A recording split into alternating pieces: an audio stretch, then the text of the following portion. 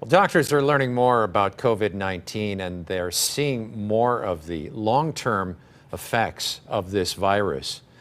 Some people are having to deal with severe respiratory issues that linger on, heart damage, kidney damage. We keep hearing about all this, but I want to narrow in right now on heart damage. We've got Dr. Michael Lim joining us from SSM Slew Care, cardiologist extraordinaire. Doc, thanks so much for joining us.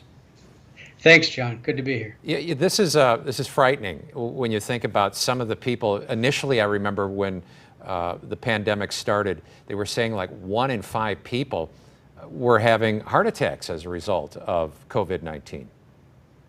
So we've learned even more than that. A recent study which came out last week in JAMA Cardiology showed that about 3/4 of people who have recovered from the virus have had some signs of heart damage. That's either mediated by a direct effect of the virus attacking the heart muscle. We know the virus upsets the blood clotting cascade within the body, and so blood clots might have caused damage to the heart, or the immune reaction, where the body's own immune cells, which are working to fight off the infection, might have ended up causing damage to the heart. So is this more being caused by the virus, or is it the body trying to fight the virus that's causing this? It's unclear at this time whether that answer is one or the other or both.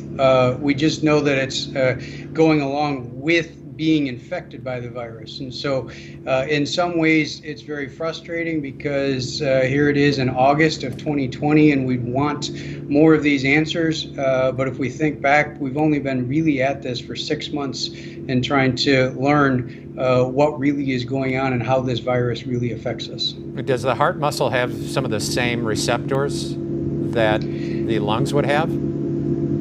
The heart muscle does not. These angiotensin receptors that the virus binds to the lung tissue.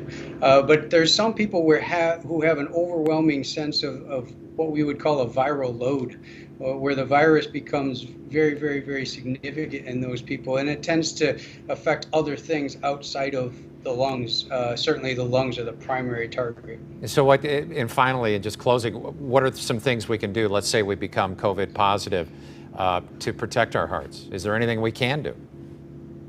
Oh, that's a great question. I wish I had the answer to that. Yeah. There's been a lot of things that have been put forward in what I would say is anecdotal evidence. Anecdotal evidence is far from, I think, what we should advise to folks.